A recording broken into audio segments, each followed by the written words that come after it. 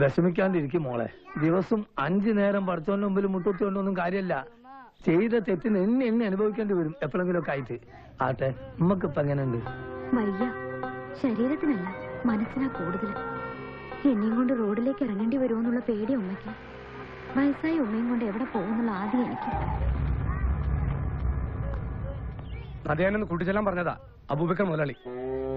ഇതെന്തപ്പോ ഒരു കൂട്ടിച്ചെല്ലല്? ബാങ്കിൽ എന്തോ പൈസ കൊടുക്കുന്ന കാര്യത്തിനാ, അത്യാവശ്യം എന്നാ പറഞ്ഞേ. ഓർക്ക് എന്തപ്പം അങ്ങനെ ഒരു ബുദ്ധി തോന്നാൻ? ലേറ്റ് ആക്കരുന്ന് പ്രത്യേകം പറഞ്ഞതാ. ബാങ്ക് അടയ്ക്കുമ്പോ അവിടെ എത്തേണ്ടതാ. ഇതിപ്പോ ഞാൻ എന്താ വേണ്ടത്? മോള് പോ.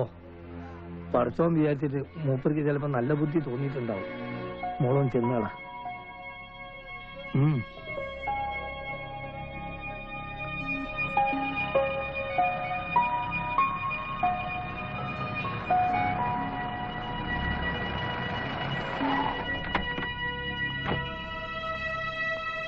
ഇറങ്ങി വരും.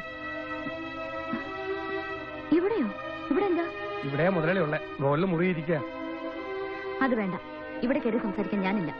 എന്ന് പറഞ്ഞാൽ എങ്ങനെയാ? നിങ്ങൾ സമ്മതിച്ചിട്ടില്ല ഞാൻ ഇവിടെ കൊണ്ടുവന്നേ. അനാവശ്യം പറയരുത്.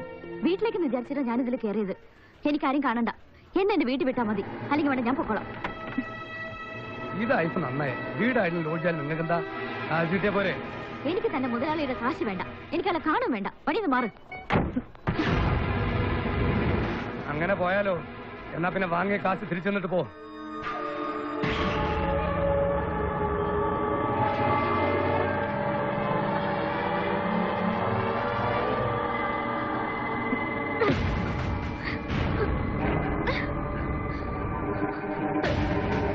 എന്താ പ്രശ്നം?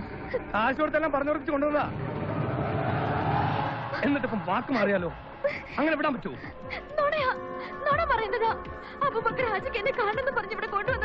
പിന്നെ അബൂബക്കർ ഹാജി പിന്നാളൊക്കെ മാത്രം മൊഞ്ച. എന്നാ പിന്നെ കാശ് വാങ്ങിയപ്പോ പറയണ്ടേ സെയ്ദിന്റെ കൂടെ നീ ലോഡ്ജിലേക്ക് വരൂലെന്നുള്ളത്?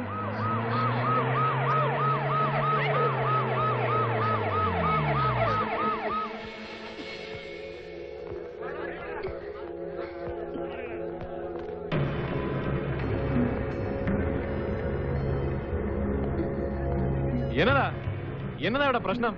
നാറ്റ കേസാ സാറേ. ഇയാള് കൊടുത്ത കാശ് വാങ്ങി ഇവള് ഇവന്റെ കൂടെ വന്നാ ലോഡ്ജിലേക്ക്. ഇവിടെ ആളും ബഹളവും കണ്ടപ്പോ ഇവള് പറ്റില്ല എന്ന് പറഞ്ഞു. അയാള് കാശ് തിരിച്ചു വെച്ചു. അതേ തുടർന്നുണ്ടായ പ്രശ്നം.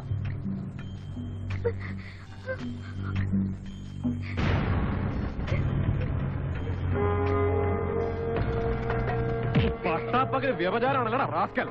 സദാശിവ ജീവിക്കല്ലോ, ഇങ്ങോട്ട് നടക്കണം.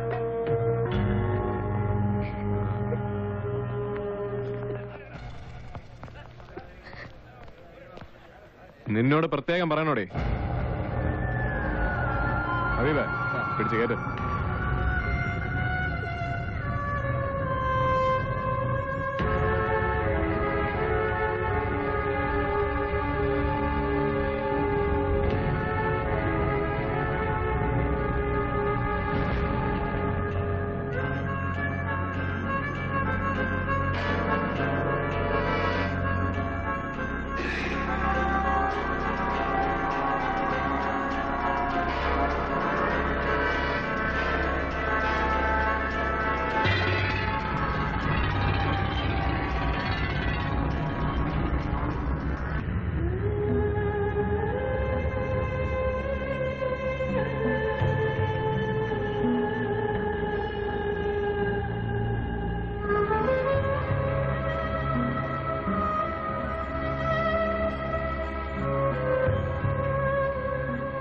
തകർക്കപ്പെട്ടത് ഒന്നല്ല, 2 ജീവിതങ്ങൾ.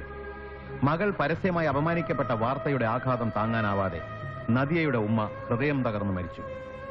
മനസാക്ഷി നഷ്ടപ്പെട്ടവരുടെ ഈ ഉഷ്ണഭൂമിയിൽ നദിയ എന്ന പെൺകുട്ടി ഒറ്റയ്ക്കായി. ദുരന്തത്തിന്റെ വ്യാപ്തി ഇത്രത്തോളം പ്രതീക്ഷിച്ചിരിക്കില്ല സോളമനും. കുറ്റബോധമോ വേദനയോ അല്ല, ചെയ്തത് ശരിയാണോ എന്ന് സ്വയം ചോദിക്കേണ്ടി വന്ന ജീവിതത്തിലെ ആദ്യത്തെ സന്ദർഭം.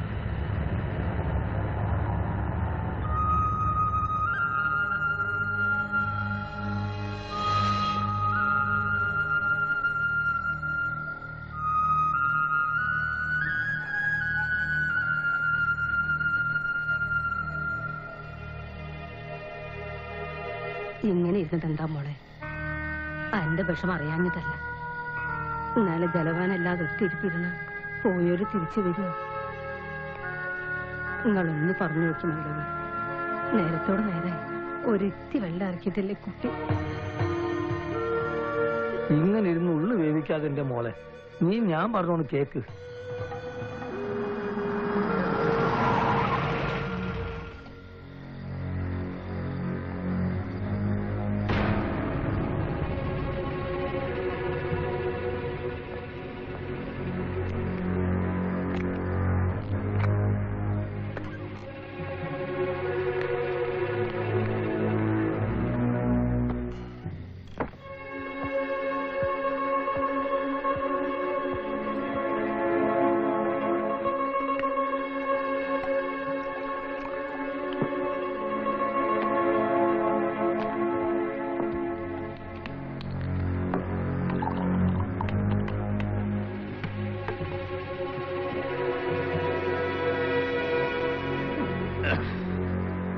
സാറേ,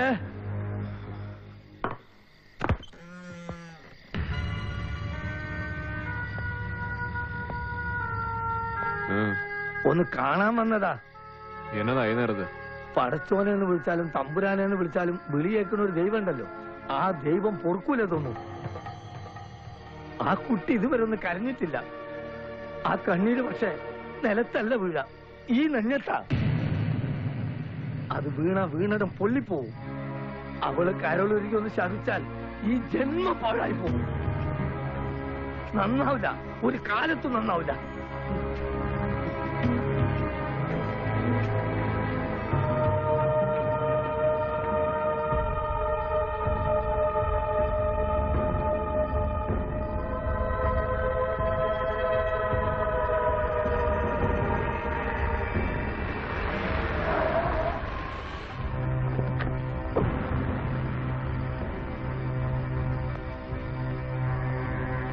അവളെവിടെ? അകത്തുണ്ട്, കിടക്കുക.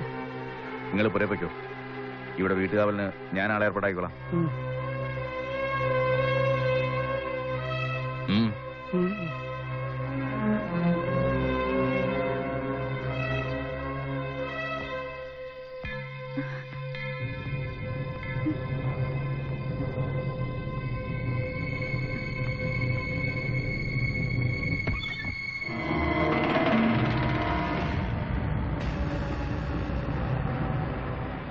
മയ്യത്ത് അടക്കുന്നതിന് മുമ്പ് എത്തണമെന്നുണ്ടായിരുന്നു. വൈകി. മംഗലാപുരത്തായിരുന്നു. കഴിഞ്ഞതൊക്കെ ഞാൻ വിട്ടു. ഇനി കാര്യങ്ങൾ നിനക്ക് തീരുമാനിക്കാം. ഈ വീട്ടിൽ നിന്ന് ഇറങ്ങാതിരിക്കാനുള്ള വഴിയൊക്കെ ഞാൻ നോക്കിക്കോളാം. പക്ഷേ അതിന്റെ ഒരു ഗുണം എനിക്കും കൂടി ഉണ്ടാവണം. നിന്റെ ഒരു അവസ്ഥ നീ ഒന്ന് മനസ്സിലാക്ക്.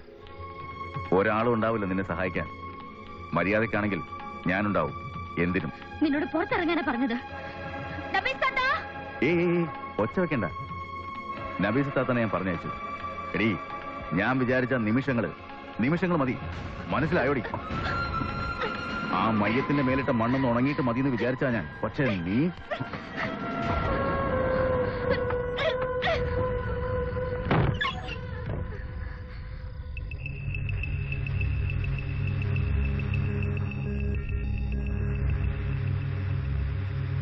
സാറിനിപ്പോ എന്ത് വേണം? എനിക്കിപ്പോ ഒന്നും വേണ്ട, അതുപോലെ തനിക്കും ഇപ്പൊ ഒന്നും വേണ്ട. തനിറങ്ങിക്കോ. കാര്യങ്ങളൊക്കെ നമുക്ക് നാളെ പകൽ വെളിച്ചത്തിൽ തീരുമാനിക്കാം.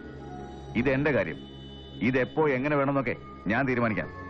സാറ് പെട്ടെന്ന് സ്ഥലം വിടാൻ നോക്ക്.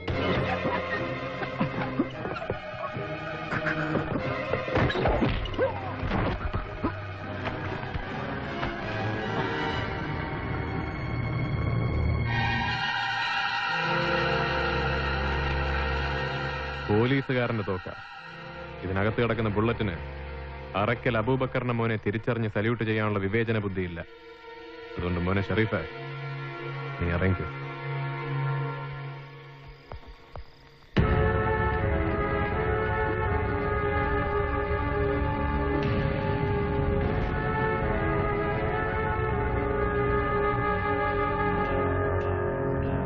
സോളമന വീട്ടിലുള്ളിടത്തോളം കാലം ഒരു നായിന്റെ മോനും അസമയത്ത് ഇവിടെ കയറി വരില്ല. പിന്നെ അന്ന് തോന്നിയൊരു ദേഷ്യത്തിന്റെ പുറത്ത് അങ്ങനെയൊക്കെ ചെയ്തു പോയത്. ഒന്നും വേണമെന്ന് വെച്ചില്ല.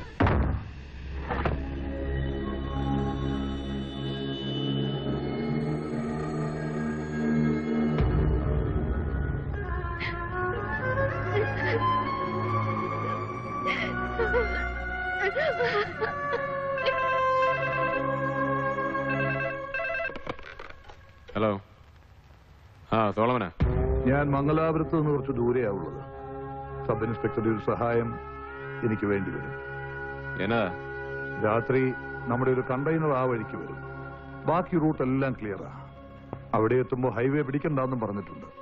ഇൻസ്പെക്ടർ നമ്മുടെ ഏരിയ ഒന്ന് നോക്കിക്കൊള്ളണം. ആ ഇവിടെ കുഴപ്പമൊന്നും ഉണ്ടാകത്തില്ല, ഞാൻ നോക്കിക്കൊള്ളാം. നമ്പർ എന്നാന്ന് പറ. ആ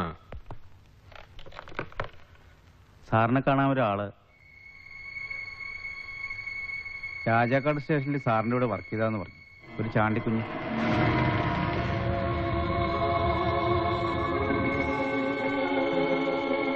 എവിടെ?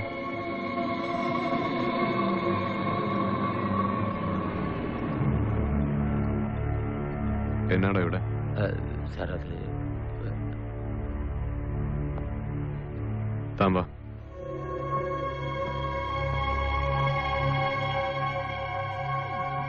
താൻ കാര്യം എന്നതാന്ന് പറയണം.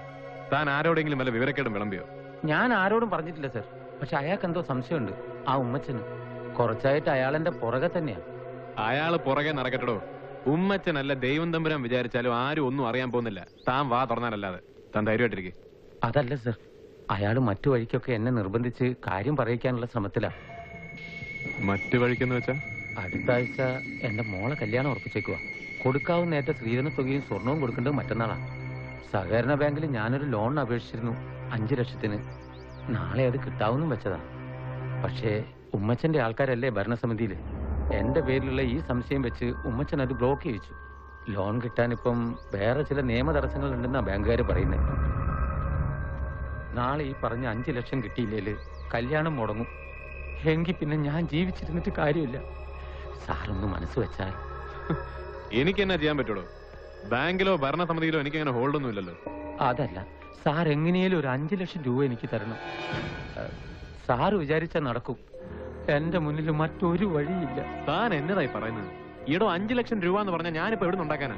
എന്ന് പറഞ്ഞാ എന്റെ അവസ്ഥ സാറൊന്ന് ആലോചിച്ച് നോക്ക്. ഇത് നടത്താൻ ഒത്തില്ലേ? ഞാൻ പറഞ്ഞല്ലോ, ആത്മഹത്യയെ വഴിയുള്ളൂ.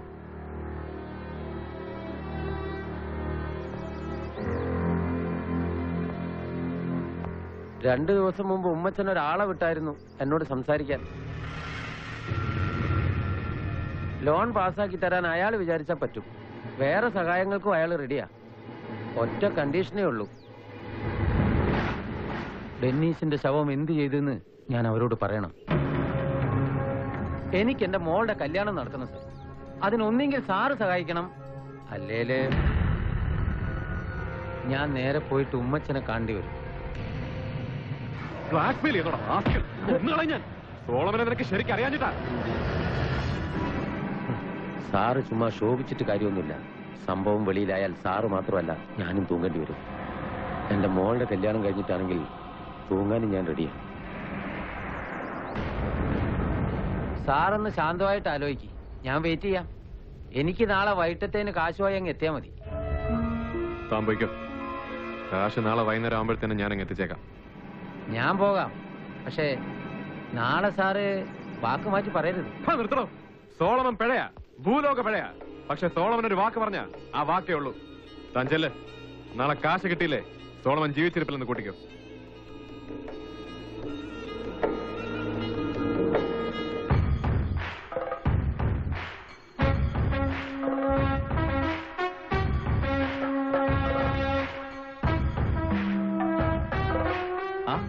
സാറെന്താ ഈ വഴിക്ക്? സാർ ഇരിക്കെ.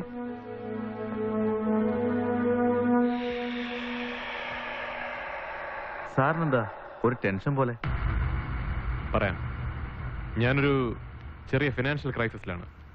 തനിക്കോ അബൂബക്കർ ഹാജിക്കോ എന്നെ സഹായിക്കാൻ പറ്റണം. പണമായിട്ടോ പ്രത്യോപകാരമായിട്ടോ ഞാൻ തിരിച്ചു തരും. ഒരു 5 lakhs. അബൂബക്കർ ഹാജി എത്താൻ വൈകുമെങ്കിൽ താൻ തന്നെ അറേഞ്ച് ചെയ്യേണ്ടി വരും. 5 lakhs? എന്ന് വെച്ചാൽ 5 ലക്ഷം രൂപ. എനിക്കറിയാം, അതൊരു ചെറിയ എമൗണ്ട് അല്ല. പക്ഷെ അറയ്ക്കൽ അബൂബക്കർ ഹാജിയുടെ മകൻ ഷെറീഫിന് ഞെട്ടാൻ മാത്രമുള്ള വലിപ്പം അതിനില്ലെന്നും എനിക്കറിയാം. എന്നാര് പറഞ്ഞു സർ? 24 മണിക്കൂറും കണ്ണും തുറന്നിരിക്കണം ഞങ്ങൾക്ക് 10 രൂപ ഉണ്ടാക്കാൻ. നിങ്ങൾക്കതിന് ഇരുന്നിടത്തിരുന്ന് വെറുതെ ഒന്ന് കണ്ണടച്ചാൽ മതി. അപ്പൊ പിന്നെ പണത്തിന്റെ വില അറിയുന്നത് നിങ്ങൾക്കാണോ ഞങ്ങൾക്കാണോ? പിന്നെ സ്നേഹവും സൗഹൃദവും ഒക്കെ ശരി, പക്ഷെ പണം എപ്പോഴും പണം തന്നെയാ. അവിടെ സ്നേഹവും ഇല്ല, സെന്റിമെന്റ്സും ഇല്ല. ഇത് ഞാൻ പറഞ്ഞല്ല, സബ് ഇൻസ്പെക്ടർ സോളമൻ സാറിന്റെ തിയറിയാ. ഷെറീഫെ, സംസാരിച്ച് കളയാൻ എനിക്കിപ്പോ സമയമില്ല. എനിക്കറിയേണ്ടത് ഇത്രയേ ഉള്ളൂ, യെസ് ഓർ നോ, കാശ് കിട്ടുവോ ഇല്ലയോ? ഞാൻ ഇത്രയും പറഞ്ഞതിന്ന് സാറിനത് മനസ്സിലായില്ലെങ്കിൽ പിന്നെ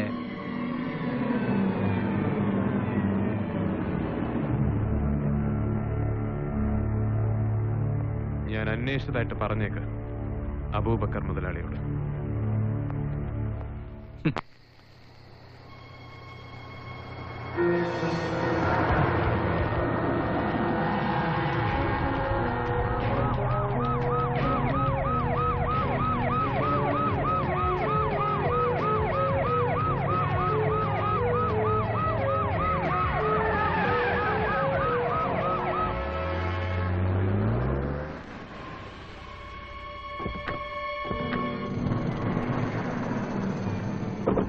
ഷെറീഫെ, കാര്യമൊക്കെ ശരി തന്നെ. തന്റെ ഉപ്പ അബൂബക്കർ ഹാജി എന്നെ വിളിച്ചു പറഞ്ഞു പ്രശ്നമൊന്നും ഉണ്ടാകത്തില്ല, ഞാൻ വാക്ക് കൊടുക്കുകയും ചെയ്തു. അതൊരു വിശ്വാസം. അതേ വിശ്വാസത്തിന്റെ പുറത്ത് എനിക്കൊരു പ്രശ്നം ഉണ്ടായപ്പോ ഞാൻ ഓടിക്കേറി വന്നതെങ്ങോട്ടാ? അപ്പൊ വിശ്വാസം അങ്ങോട്ടും ഇങ്ങോട്ടും പോയി. അതുകൊണ്ട് ഇനി നിങ്ങൾക്ക് നിങ്ങളുടെ വഴി, എനിക്ക് എന്റെ വഴി, അതായത് നിയമത്തിന്റെ വഴി. അങ്ങനെ അബൂബക്കർ ഹാജി അകത്താക്കിയിട്ട് ഈ സ്റ്റേഷൻ സ്വസ്ഥമായിട്ട് ഭരിക്കാൻ തോന്നുന്നുണ്ടോ സാറിന്? അത് കള. ഈ കസേരയെ ഞാൻ ഉണ്ടേ ഞാൻ ഭരിക്കുകയും ചെയ്യും. ആ കാര്യത്തിൽ അറയ്ക്കൽ അബൂബക്കർക്കോ മോനോ ഒരു സംശയവും വേണ്ട. പക്ഷെ അകത്താക്കുന്ന കാര്യം നമ്മൾ ഇതുവരെ തീരുമാനിച്ചില്ലല്ലോ. അതിനിനിയും വഴി കിടക്കുമല്ലയോ? മിനിമം ഒരു 1.5 കോടിയുടെ മുതലുണ്ടാ വണ്ടിക്കകത്തെന്ന് എനിക്കറിയാം. അപ്പോ അതിന് തക്ക ഒരു തുക കിട്ടണം. അത് മുതലാളി ഒന്ന് വിളിച്ച് പറ. എത്ര കിട്ടണം? 25 എന്ന് വെച്ചാൽ 25 ലാഖ്. അത് കിട്ടി ആലോചിക്കാം. 25 രൂപ ഇല്ലാതെ ഈ ലോറി ഞാൻ ഇറക്കിക്കൊണ്ട് പോകും. കാണോ? നീ കൊണ്ടുപോകല. നിന്റെ ഉപ്പ അറയ്ക്കൽ അബൂബക്കർ ഹാജി ചിലപ്പോ കൊണ്ടുപോയിന്നിരിക്കും. പക്ഷെ അത് കൊണ്ടുപോയി അനുഭവിക്കാൻ അയാൾക്കൊരു അനന്തരാവകാശം ഉണ്ടാകത്തില്ല. ലോറി ഗേറ്റ് കിടക്കുന്നതിന് മുമ്പ് ആ കാര്യം ഞാൻ ഉറപ്പുവരുത്തിയിരിക്കും.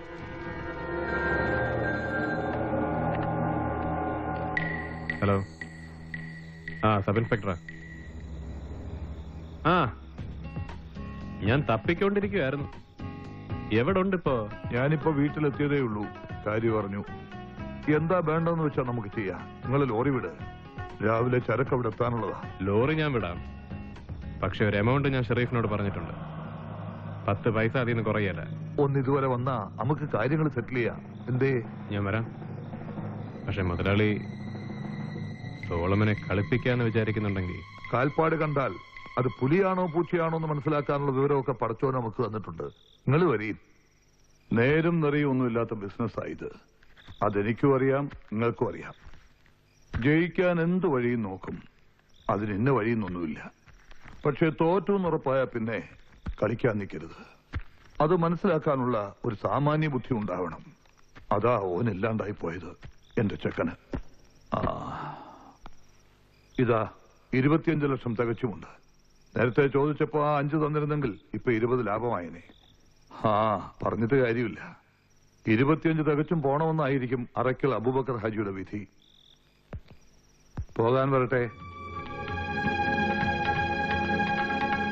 നമ്മൾ ചെയ്യേണ്ട കാര്യം നമ്മൾ ചെയ്തു. ഇനി നിങ്ങൾ ചെയ്യേണ്ട കാര്യം നിങ്ങൾ ചെയ്തിട്ട് പൊക്കോളി.